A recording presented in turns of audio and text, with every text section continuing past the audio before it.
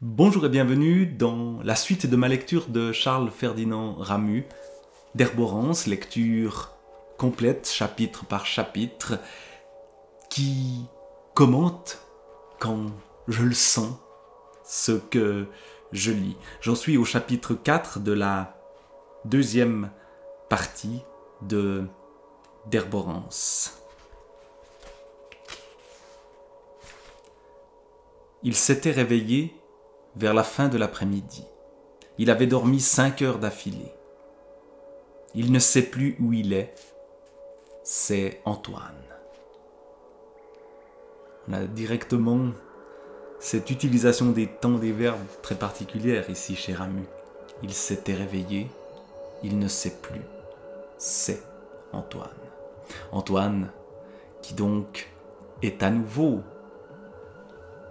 dans les lieux qu'il connaît, après avoir passé beaucoup de temps sous la terre.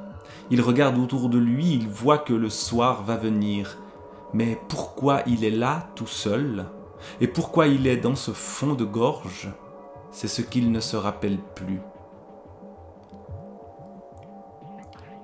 Quoique les lieux ne sont pas si habituels que ça, puisqu'il est retourné chercher ceux qu'il espère encore en vie dans la montagne écroulée. Il s'était assis dans la mousse. Il a commencé à avoir froid, voyant que le soleil l'a quitté dans sa course par-dessus les montagnes qui à présent sont entre le soleil et lui. Il se touche de nouveau par tout le corps, appliquant ses mains sur ses jambes, sur sa poitrine, se demandant « Qui est-ce » Et puis il se dit « C'est moi ». Il a été content, il se met debout. Il ne sait plus très bien où il va. Il ne sait plus très bien non plus d'où il vient. À cause d'un grand désordre qu'il y a dans sa tête. Mais les oiseaux sont revenus et ils viennent toujours en plus grand nombre, lui montrant la bonne direction. Et on est un peu perdu nous-mêmes en lisant ceci. En tout cas, je le suis un peu, là je reprends cette lecture-là après plusieurs jours où j'ai laissé le livre de côté et donc je ne sais plus non plus vraiment où il est, comme lui. D'ailleurs, il y a le torrent qu'on peut voir quand on se penche. Et c'est d'ailleurs cette thématique, si je reviens sur ce que je viens de dire, cette thématique de la perte, du fait d'être désorienté, eh bien, elle est présente tout au long de ce livre par l'éboulement qui change les paysages, qui change le monde, dans le sens où les repères qu'on avait ne sont tout simplement plus là. D'ailleurs, il y a le torrent a changé de place. Il y a le torrent qu'on peut voir quand on se penche. Antoine va du côté où le torrent coule, du côté où les oiseaux lui disent d'aller, augmentant sans cesse leur nombre. Et non plus seulement les grands oiseaux tristes de la haute montagne, qui planent solitairement au-dessus des précipices, comme l'aigle dont on a vu auparavant que c'est de son point de vue que nous était racontée la sortie de la montagne, la renaissance d'Antoine. Non plus seulement le milan qui guette de haut sa proie tapie parmi les rocs, non plus seulement les choucas qu'on voit tourner et volter noirs avec un bec jaune autour d'une fissure où ils ont leur nid au flanc des parois. Les oiseaux plus petits, moins sauvages, les oiseaux de quand on descend, de quand on quitte les rochers pour les pâturages pour la forêt, les geais criards, les ramiers qui roucoulent doux, et puis tous les oiseaux des haies, verts, gris, bruns, unis ou tachetés de jaune, de rouge, de bleu. Ceux qui ont une collerette, ceux qui ont une petite plume de couleur à la queue, outre les pies blanches et noires, et ils se levaient en toujours plus grand nombre devant lui montrant le chemin. Les guides, les oiseaux guident, les oiseaux qui sont les annonciateurs du chemin, de ce qu'il va découvrir, on ne sait pas encore quoi. Antoine se réjouissait de les voir, et il se réjouissait de les voir, quoique peureux, poussant de petits cris effrayés, le merle, ou bien interrompant leur chanson commencée, et lui, halte, attendez-moi, ne vous sauvez pas, où allez-vous? Les saluant d'un rire, parce que c'est la terre d'en bas qu'ils annoncent, la bonne chaleur, le pain et le vin en abondance, une maison, un vrai lit. Salut, hé, halte là, n'ayez pas peur, c'est moi. Il écarte ses cheveux qui l'empêchent de voir. La mémoire lui revient tout à coup, en partie. Ah, c'est vrai, ah, c'est moi. À nouveau, il se redécouvre lui-même. Il se répétait, c'est la montagne qui est tombée, mais je me suis sauvé quand même. Alors, il repart en courant, mais il faut qu'il s'arrête de nouveau parce que les lambeaux de souliers qu'il a aux pieds se sont racornis encore par l'effet de la sécheresse et le blessent. Il s'assied, il voit qu'il a les pieds en sang. Ils sont gris comme la terre avec des taches brunes. Il ôte ses souliers ou ce qui reste de ses souliers et les jette dans la gorge. La gorge, précisément, qui gratte un peu chez moi. Mais ici, évidemment, c'est une autre gorge dont il s'agit. À cet endroit, la gorge est à pic, sur une hauteur d'au moins 200 mètres. Le chemin entaillé dans la roche est suspendu sur un de ses côtés. Maintenant, il peut marcher plus facilement, mais il faut qu'il prenne des précautions à cause des pierres pointues ou tranchantes. Les oiseaux continuent à s'envoler devant lui parce que les buissons recommencent, de plus en plus nombreux, à mesure qu'on descend. Et puis c'est vrai, j'ai une femme. Il se dit, seulement est-ce qu'elle m'attend? Il hochait la tête tout en marchant, et les autres, se disait-il. Il marchait en hochant la tête. Combien de temps est-ce que ça fait depuis? C'est ce qu'il ne sait pas. Et les autres choses non plus, il ne les sait pas. Il voit qu'il ne sait rien. Il voit. Le visuel, très important ici, il voit. Pour dire il comprend, mais il est très important d'utiliser le verbe voir. Et s'il voit qu'il ne sait rien, il voit seulement qu'il est un homme qui s'appelle Antoine Pont, qui a été pris sous un éboulement, qui en est sorti. Alors quoi? Alors il descend. Il fait des raisonnements. Il descend où? Il descend chez lui. Chez lui, c'est-à-dire dans une maison. Et dans cette maison, il y a une femme. Quelque chose de très simple dans cette écriture-là. Chez lui, c'est-à-dire dans une maison, et dans cette maison, il y a une femme, c'est presque enfantin. Dans la maison où je vais, il y a une femme à moi, et tout d'un coup, le je. La prise de conscience qu'il est lui-même. Il a dit son nom, il a dû dire son nom pour se souvenir de lui-même. Comment est-ce qu'elle s'appelle déjà? Prise de conscience pas encore complète. Il voit qu'il lui faut tout rapprendre et le monde entier est à rapprendre, le ciel, les arbres, les oiseaux. Mais tiens, dit-il, en voilà un que je reconnais. C'est facile. Il bouge la queue, petit. Voyons un hoche-queue à uniforme sombre au bout d'une branche et qui bouge en effet à petits coups sa queue. Mais les oiseaux sont en train de se coucher parce que la nuit va venir et la gorge s'ouvre toujours plus sur le ciel qui devient noir. Alors il continue plus vite qu'il peut. « Ah, c'est vous » disait-il aux arbres. « Ah, vous venez, vous voilà » disait-il aux oiseaux et aux arbres. « Et moi, c'est moi c'est Antoine, la montagne m'est tombée dessus. » Et ainsi, il s'avance encore jusqu'à l'endroit où le chemin quitte la gorge, découvrant à vos yeux la grande vallée où est le Rhône. Tout d'un coup, waouh!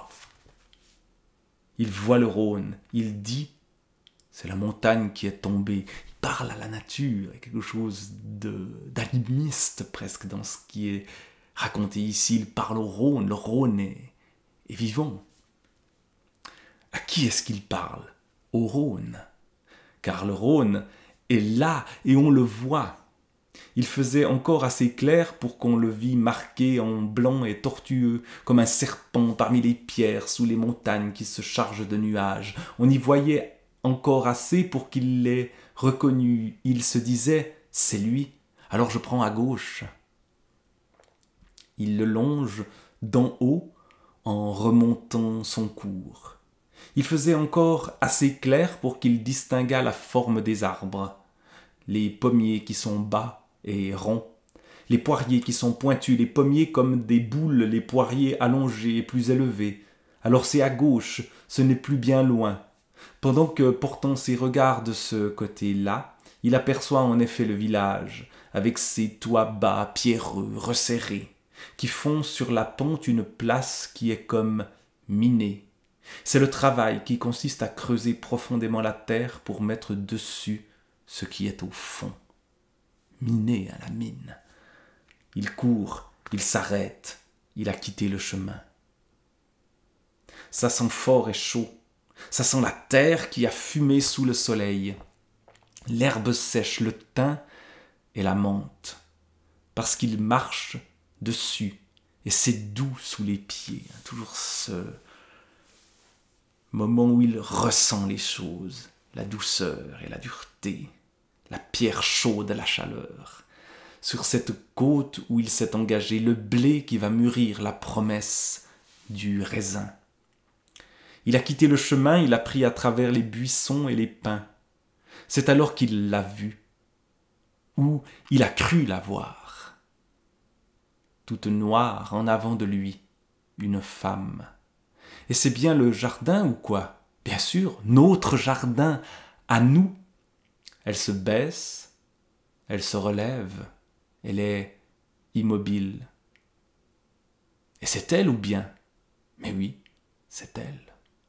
Il a voulu appeler, mais alors il s'étonne du bruit que fait sa voix, tellement elle est rauque, difficile à pousser dehors, et il y a comme des piquants qui font qu'elle s'accroche dans sa gorge au passage. On voit cette fois, j'en profite pour me racler la gorge justement, la gorge dans le sens physiologique du terme, de sorte que les mots qu'il voudrait prononcer restent sans achèvement. Il doit réapprendre à parler. Il dit « eh », c'est tout. Il crie « la femme ». Tout à coup, il n'a plus rien vu. Ce qui est intéressant dans ce qui nous est raconté ici, c'est qu'on a le sentiment, et c'est vrai, qu'on l'a déjà lu. Sauf qu'on l'a lu du point de vue de Thérèse, sa femme, son retour, et pas du point de vue de Antoine lui-même. « J'ai rien vu », disait Maurice Nanda, rien du tout. C'était le lendemain matin. Petite ellipse qui est marquée ici par 2 lignes de blanc. Oh, disait-il, c'est que je suis déjà venu hier soir, parce que sa pauvre femme prétendait qu'elle l'avait vu. Il s'était levé au petit jour. Il était avec Rebord et sa canne. Il avait été chercher Rebord. Rebord avait descendu son escalier de bois. Une petite pluie était tombée toute la nuit, et elle venait seulement de cesser. Le ciel étant à cette heure au-dessus de vous, à nouveau ce vous, très caractéristique, tout d'un coup, on y est nous, vous. On se sent intégré à l'histoire, même si ça se passe pas chez nous. Et c'est nous, ce vous, comme une dalle d'un gris sombre solidement fixée à mi-hauteur des montagnes. Ils levaient la tête, les 2 hommes, inutilement. Nanda a dit « Il nous faut monter encore un peu, vu qu'elle assure que c'est du côté de son jardin qu'il s'est montré. » Oh, dit Rebord, avec la pluie qu'il a fait cette nuit. Il n'avait pas l'air d'avoir grande envie de pousser plus loin. C'était un gros homme. Nanda était petit et maigre. Nanda était courbé sur sa canne. Et Rebord disait « C'est des histoires ». Et Nanda disait « Bien sûr, mais vous comprenez, c'est une femme. Je lui ai promis que j'irais voir. » Pendant ce temps, les lumières s'allumaient derrière eux aux fenêtres, une ici, une autre plus loin, une autre encore faisant des points rouges dans l'entassement confus des maisons, comme des braises de cigares.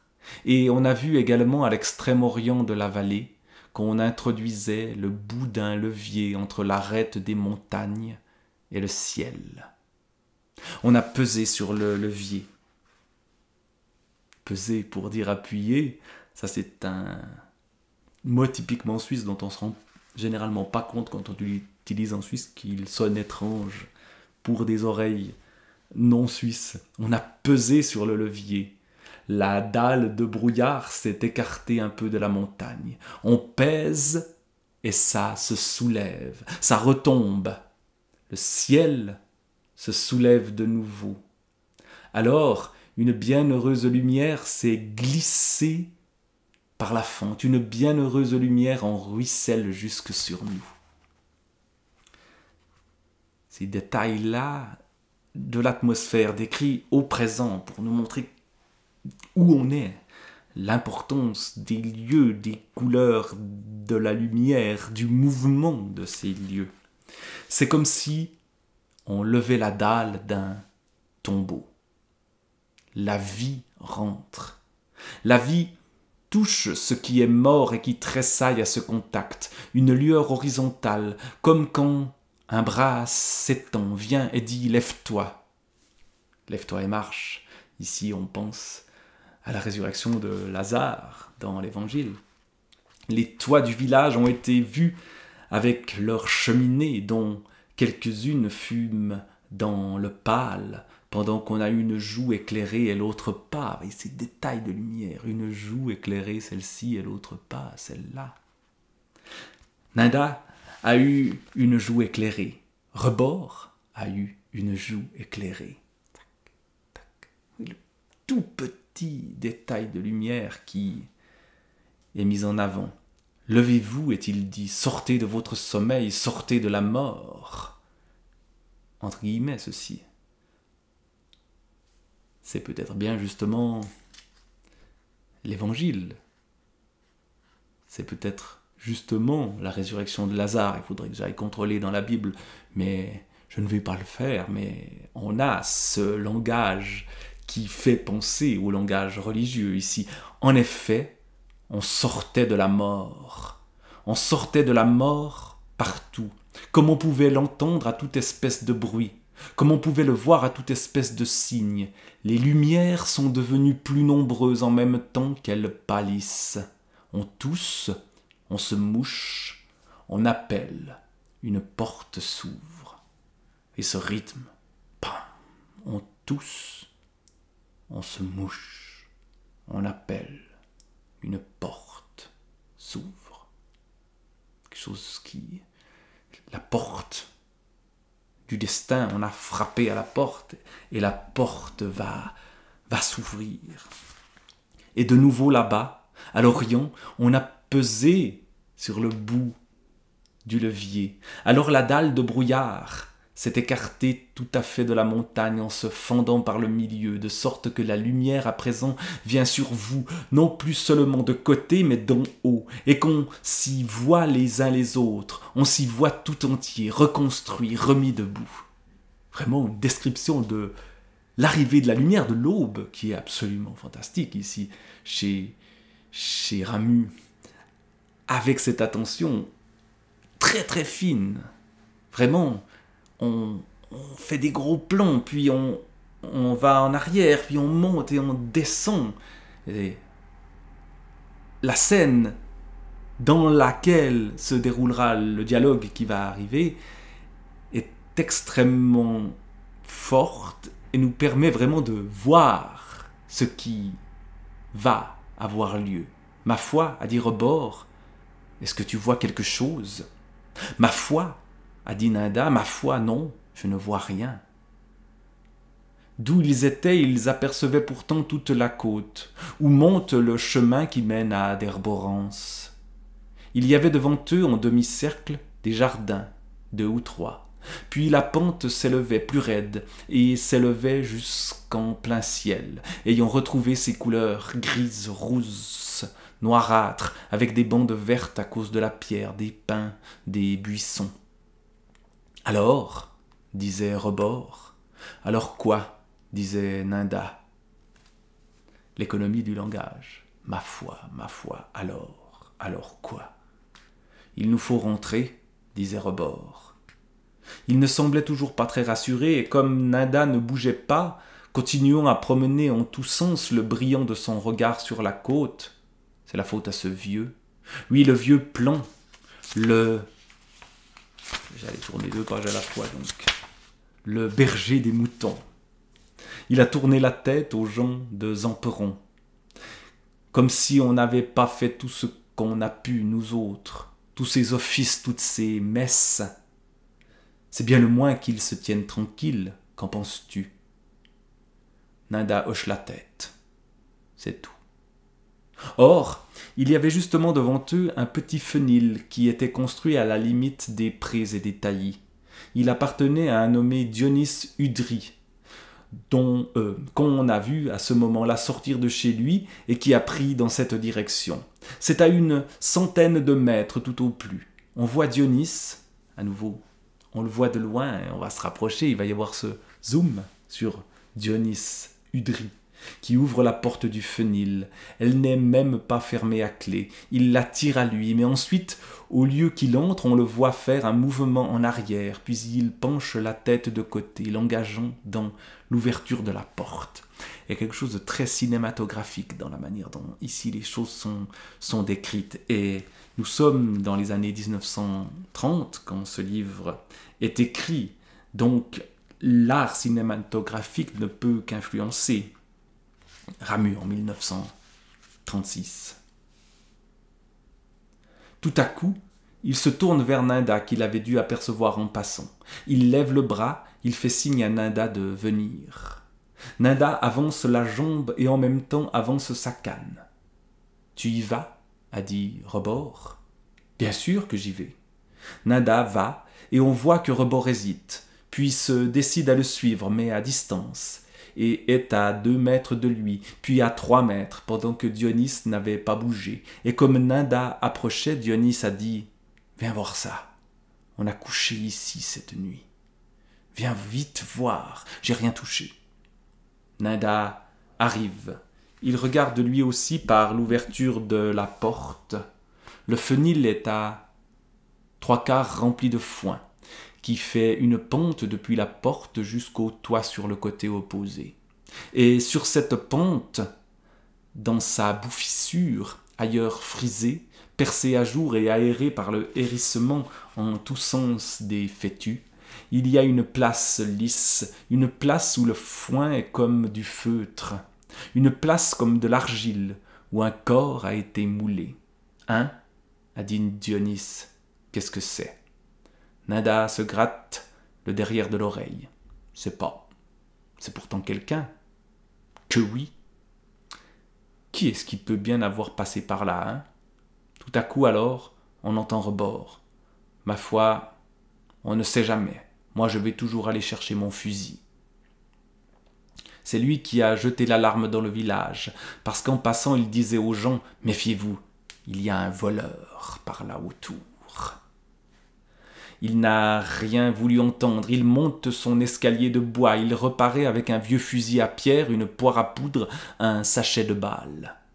Les voisins ont pu le voir qui chargeait son arme, versant la poudre, bourrant, faisant aller de loin en bas sa baguette dans le canon, assis sur une des marches de son escalier, tandis que sa femme, sur celle d'en haut, se penche vers lui. « Ne va pas, Rebord, reste ici, Rebord, tu entends, ne va pas. » Il y a des voisins et voisines qui regardent sans comprendre.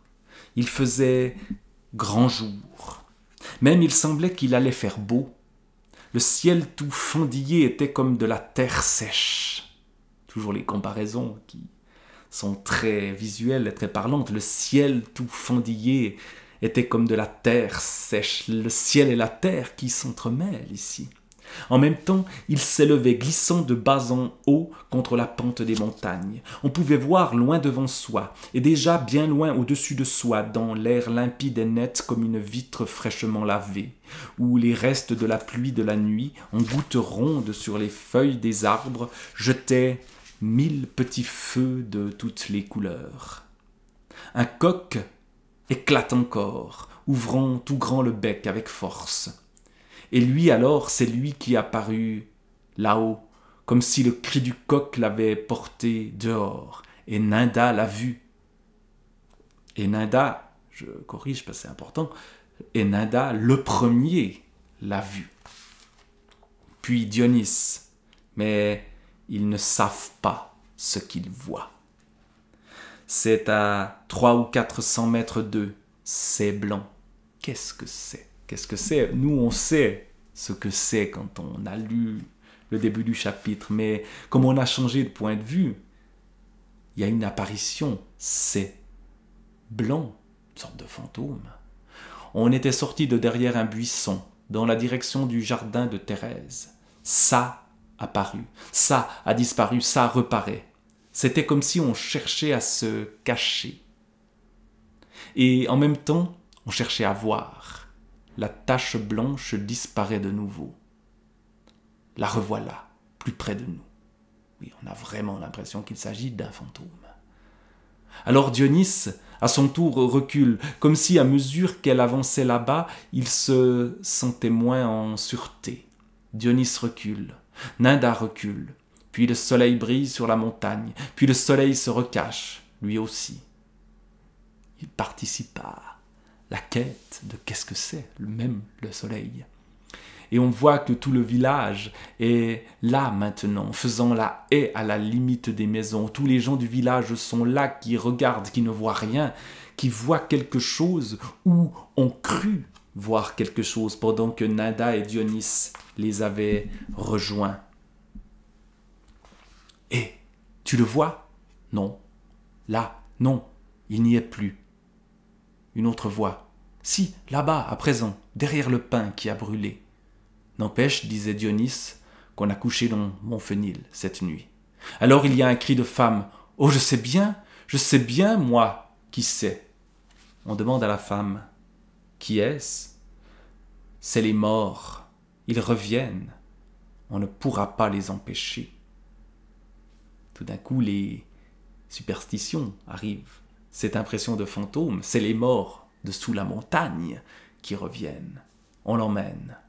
Mais voilà que l'idée circule rapidement de tête en tête, et l'idée entre dans les têtes, et la peur entre dans les têtes. Parce que si c'est les morts, en effet, comment faire pour les empêcher d'approcher et d'entrer ensuite chez nous, eux qui ne connaissent ni porte... Pardon. Eux qui ne connaissent. Parfois la lecture donne des raclements de gorge et des choses qui empêchent. Peut-être est-ce la présence des morts aussi dans ma propre gorge. Bref, je m'égare. Comment faire pour les empêcher d'approcher et d'entrer ensuite chez nous, eux qui ne connaissent ni porte ni serrure? Un homme empoigne une fourche, un autre s'empare d'un bâton, un autre encore va prendre son fléau. N'étant que quelques-uns les hommes, à cause de ceux qui sont morts et de ceux qui sont dans les chalets de la montagne. C'est un village d'été, c'est-à-dire beaucoup de femmes, d'enfants, quelques vieillards. On n'a plus rien vu pendant un moment. Tout à coup, on s'aperçoit que le point blanc qui vient droit dessus, ayant été couvert un instant parce qu'il a traversé un taillis. Plusieurs femmes se sont sauvées, plusieurs femmes gagnent le bas des escaliers ou l'ouverture des portes. De manière à être facilement à l'abri en cas de besoin. Et puis, on entend un coup de fusil. C'est Rebord qui tire en l'air. Le point blanc a disparu. On s'était jeté sur Rebord, on lui disait « Voyons, tu es fou. Est-ce qu'on sait seulement qui c'est ou ce que c'est? Tu vas faire un malheur. » Il secouait la tête. C'est en l'air. Il disait « Ça me regarde. » Il rebourrait déjà son arme, quoi qu'on pût faire pour l'en empêcher. Et, levant la tête, « Vous voyez bien, c'est parti. » Montrant la côte devant lui, il n'y a plus rien. Il n'y a plus personne. Maurice Nada, qui était un homme de tête, a alors fait signe à Justin. Il l'avait pris à part. Il lui a dit quelque chose, tout bas. On a vu Justin partir en courant du côté du village de Premier, où est la paroisse. Pendant que tous les autres faisaient des gestes, pendant que les femmes emmenaient les enfants que le coup de feu avait effrayés, pendant qu'ils se montraient aussi la côte où plus rien ne bougeait, où il n'y avait plus rien de vivant. Seulement, est-ce que vivant est bien le mot? On instille le doute ici. Et est-ce bien vivant qu'il faut dire? En quoi est-ce fait, savons-nous? Est-ce que ça pèse quelque chose? Ça n'est peut-être qu'un peu d'air. C'est peut-être une simple forme qui n'existe que pour les yeux, qui n'est plus, qui paraît, qui disparaît, comme le soleil derrière la montagne. Enfin, ça c'est moi qui rajoute.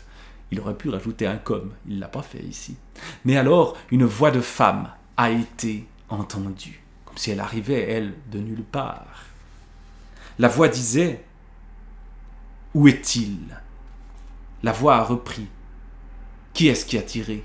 « Oh, disait la voix, vous lui avez fait peur. Oh, à présent, il ne reviendra plus. » C'était Thérèse.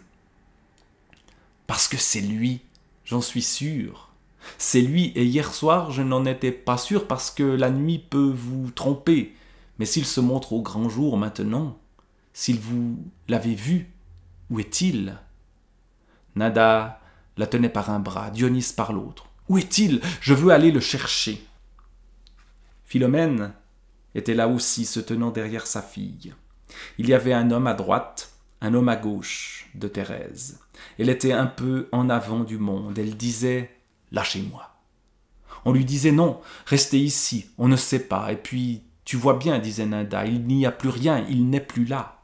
L'apparition, c'est terminé. Elle ne bouge plus. Elle a eu l'air de s'être tout à fait tranquillisée. On regarde. Il n'y a plus rien. Il y a eu un petit soleil encore pâle, qui a éclairé un instant avec ses jolies couleurs la côte, où il a fait tout rouge les troncs des pins, où il a fait luire certaines roches comme des vitres. Il se cache. Puis on a dit, oh, à nouveau les paroles sont très courtes, oh, et c'est tout. Thérèse avait fait un brusque mouvement avec les épaules et s'était trouvée ainsi dégagée. Elle s'est mise alors à courir droit devant elle, pendant que Nada lui court après, mais n'arrive pas à la rejoindre à cause de sa mauvaise jambe.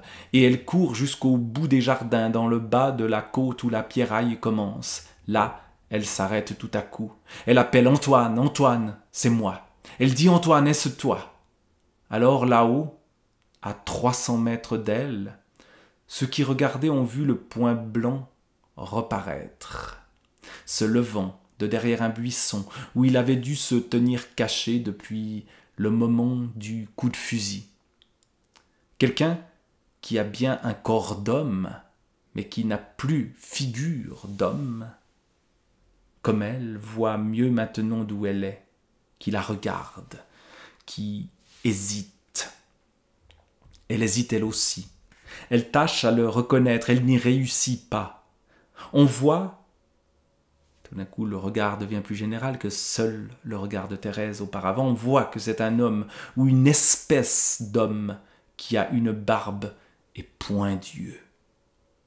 Il a bien une bouche, mais est-ce qu'il y a une voix dans sa bouche? Une chose noire lui pend sur le haut de la figure. Il est nu à peu près avec un corps qui a la couleur de la pierre, un corps qui est comme le corps des morts. Elle recule peu à peu. On voit ici vraiment apparaître le fantastique, et la peur, et les fantasmes. Lui ne bouge toujours pas. Et Nada l'a vu, qui reculait. Alors Nada s'approche avec sa canne. « Attends, Thérèse, attends !» On ne sait pas encore, on saura mieux dans un moment. Mais la cloche de la chapelle avait commencé à sonner. Évidemment, la cloche qui sonne est un symbole. Elle rajoute à l'aspect mystérieux, à la dimension religieuse de ce qui se passe. C'est la mort, la cloche.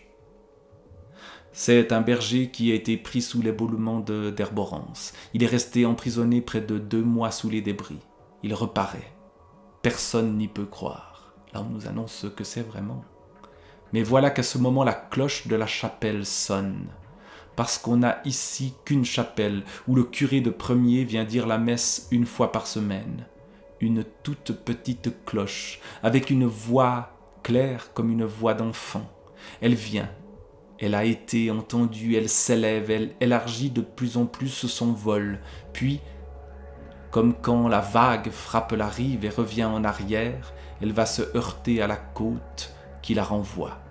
Elle revient, elle tourne au-dessus de vous en faisant des cercles comme l'épervier, dit bon oiseau. Vous voyez le retour des oiseaux qu'on avait au début du chapitre. Et le curé de premier, que Justin a été chercher, paraît alors entre les maisons. Il est blanc et noir. Il tient devant lui notre Seigneur qui brille. Un enfant de cœur qui est rouge et blanc porte la croix. Une nouvelle apparition après le fantôme d'Antoine. Il y a ce curé qui vient exorciser peut-être ce qui se passe. Il passe près de la fontaine, on s'agenouille, on n'a plus peur. Il s'avance, il est derrière la croix va devant. Il arrive près de Thérèse. Thérèse se met à genoux. D'abord, elle a baissé la tête, elle la relève et se tient à genoux, tournée vers où vont la croix et notre Seigneur. Si c'est lui, et ici le lui est en italique, lui, Antoine, on va le savoir. Si c'est lui ou seulement son ombre. S'il est en chair ou en esprit, s'il existe vraiment ou bien s'il n'est qu'une vaine apparence, pendant que notre Seigneur et la croix s'avancent encore jusqu'à l'endroit où la pente raidit tout à coup. Elle joint les mains. Et lui, il fait un pas en avant, il s'arrête. Il est sorti de derrière son buisson. Il fait encore un pas en avant, puis un pas de côté, comme un homme ivre, puis s'arrête. Es-tu un homme? Es-tu un chrétien? Es-tu un être véritable? Il veut répondre. On le voit bien, il ne peut pas. Il ne peut pas encore. Il fait un pas. Il est immobile. Il fait un pas. Est-ce vous, Antoine Pont? Venez, parce qu'on attend, si c'est bien vous. Notre Seigneur vous attend, et l'instrument de son supplice. La croix de bois tenue en l'air, et des deux mains est devant vous. Est-ce bien vous, Antoine Pont, mari de Thérèse Maille, chrétien et fils de chrétien? La cloche sonnait toujours. Alors l'homme là-bas a recommencé à venir. Cette fois on dit l'homme, c'est plus un point blanc, une ombre, c'est l'homme. Il ne s'est plus arrêté. Il venait toujours plus vite. Et est-ce lui? Oui, c'est bien lui, parce qu'il venait face à la croix. Elle s'est mise à briller à cause d'un grand soleil qui est venu sur les montagnes. La cloche sonnait toujours. Lui, il se baissait. Il ployait la tête et la nuque, puis, tout jeté en avant, il s'est abattu sur les genoux. C'est par ce moment religieux que se termine le chapitre 4 de la deuxième partie d'Herborance, le retour de Antoine. Retour mystérieux, retour auquel on peine à croire, retour mystique de ce personnage dont on ne sait pas encore tout à fait s'il est vraiment vivant. Alors on verra la suite dans le chapitre 5 d'Herborance de Charles Ferdinand Ramus. Au revoir et à bientôt.